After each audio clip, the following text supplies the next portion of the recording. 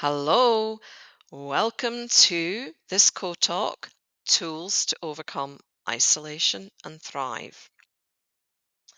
So, about this talk, in this talk, I'm going to be giving you 5 ways to counter isolation and loneliness. And this is so you can thrive as you work from home or living a nomadic laptop lifestyle. So, a bit about me. I'm Hannah Mackinnon, founder of You Liberated, the place to set yourself free from moods that hold you back, or simply receive that warm hug of friendship, companionship, and accountability. I'm from Glasgow originally in Scotland, and my nomadic ways got unleashed in my teens as I hitchhiked around the UK and Europe. By my 20s and 30s, I was living, working, and studying in Spain. And since 2010, I've been based in Guatemala in Central America. Now, I've been serving clients online since 2013, and these days I live in a little village with my 4 dogs within a bumpy bus ride of La Antigua, Guatemala. Now, I know that loneliness and isolation can zap the sparkle from otherwise balanced entrepreneurs working from home as much as it can the carefree independent globetrotter who's living that laptop lifestyle. So, this is why I'd love to share this toolkit with you in the hope of helping you overcome isolation and be able to thrive whatever your circumstances and when you need. Now, why is it important to handle feelings of isolation and loneliness? Well, I think it's got everything to do with our overall well being and therefore how we are actually able to show up for ourselves as well as for our clients, friends, and loved ones. Once a sense of isolation or loneliness starts to set in, the easier it actually is to become more withdrawn and make less efforts to connect. It can become a cycle. And there's another issue is that we can notice the signs creeping up, but it feels uncomfortable to admit to ourselves and never mind the people around us that we're feeling any sense of isolation and loneliness. So, what can we do? So, tool number one, this is about self care. Now, to me, self care is actually about being your own best friend, having your own back, and prioritizing your best interests. And a really good foundation to be doing this is making journaling part of your regular routine. Why is that? Well, because we can feel more in charge of our lives just by asking ourselves questions to check in on how we are actually really doing.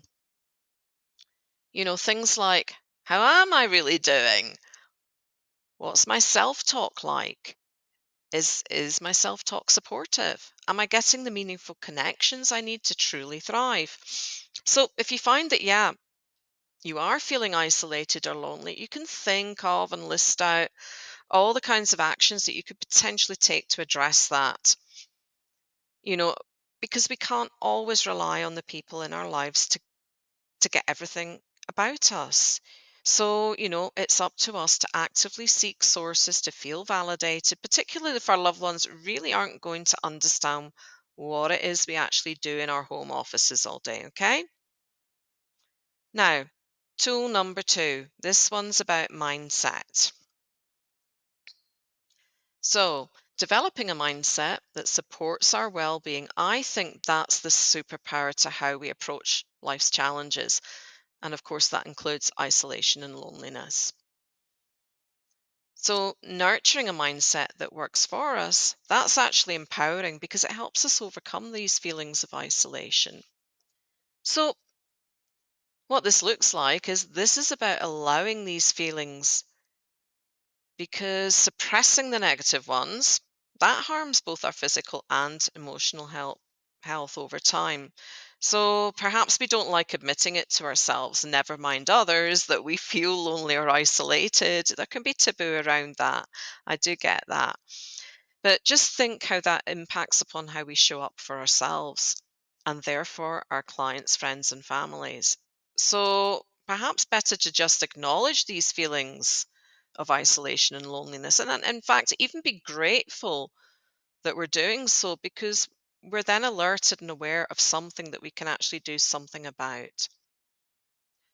Now, of course, isolation and loneliness can take us unawares too sometimes. I do get that. But that's another great reason to go back to the first tool of journal, within the self care, the journaling, as that helps develop our self knowledge and awareness to initiate changes we need to continue to thrive. Okay, so on to tool number three, and this one's about connection. Yep, we're social beings. So genuine connection is actually something that nourishes us. It's really important. Now, I know many entrepreneurs love to network. You get to be, and this is because you get to be among people who speak your kind of language, they understand your challenges, and you're able to share knowledge with each other. But that's not for everybody. And if that's just not your thing, you may need to get a little bit more creative. So here's a couple of ideas. For example, if you work from home, make time during the week to get out. And I don't just mean from the office, but the home too. And not just for trips to the supermarket either. When we start getting isolated or lonely, it soon becomes a cycle. So the more isolated we feel, the more we turn inwards and isolate ourselves further. So personally, I love popping into town for a coffee. Come on, I live in Guatemala. The coffee's great here. So whether to meet a friend or just enjoy a change of scene or in random conversations, that's something that just gets me out of my regular environment. Something else would be to find an accountability partner, someone to check in with as well as share knowledge and challenges with. You can try this with different people until you land the right partnership for you. No, not all partnerships are made in heaven, right? And the beauty of this is that you can do all that without actually leaving your office. Haha. Now, on to tool number four, and this is about contribution. Yep, contribution opens doors to connection. I really believe that. So, to quote Earl Nightingale, your rewards in life are always in direct proportion to your contribution. And I find that contribution is often the reward in itself. It's those things we do, the seen, the unseen, that have us feeling more connected and add meaning and purpose. And that for me is the opposite of isolation. And my goodness, if it feels good, do it and do it often.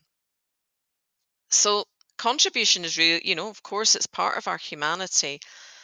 And actually, in our digital worlds, it's pretty much limitless. So, whether you live that laptop lifestyle, you're country hopping, or you run a virtual assistant business from your home, yes, and this can include stuff like volunteering in the local community, but also be things like sharing your insights via a podcast, your expertise via a CoTalk, or simply sharing, helpful knowledge in the social media groups you belong to. That it is pretty limitless, right?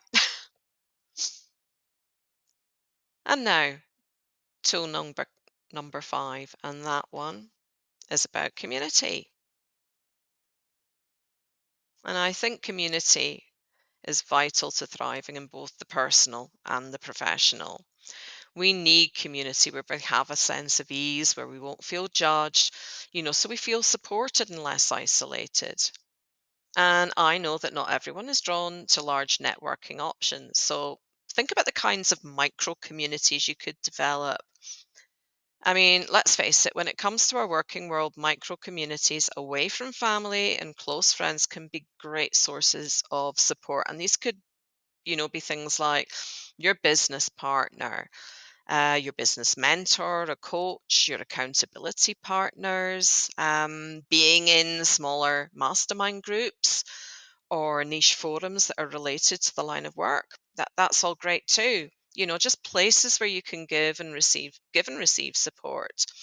And of course, the virtual co-working space can be a great ideal flexible space where you can just drop in at your own pace. The important thing here is about creating the kinds of community that actually work best for you. So, just a closing thoughts here. Being secure and comfortable with your own company is actually a must for freelancers or business owners who are working from home, as well as digital nomads. And I think, we pretty much are, aren't we? But even so, our emotional well being still needs the regular waterings of compassionate, thoughtful attention, and not to mention a friendly shove from time to time.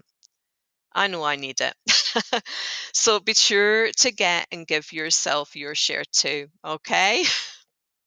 Now, if you'd welcome additional support, do feel free to book in for a free friendship connection call with me and you can find out how I could potentially be helping you. Okay.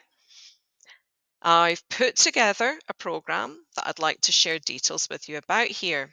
And this is a 3-month program of one on one friendship calls with me. And I have put together a special offer for members of the virtual co-working space and those attending the Virtual Assistant Festival in March of 2024. Just to find out more and book the free friendship connection call, here's the link. And you can book the free call to chat about this program or other potential ways that I could be helping you. Now, the offer itself is open, so you can book in for free connection calls, so long as those free connection calls are taking place by the end of March 2024. And that offer that you're going to find via that link is open to you if you feel called to have a chat. And here are just some ways to get in touch with me. My email address, website. Do come along and visit the website or connect with me over on LinkedIn, Facebook, or Instagram. I'd love to do that, or connect with you further in the virtual co-working space. That's going to be fantastic too. So thank you.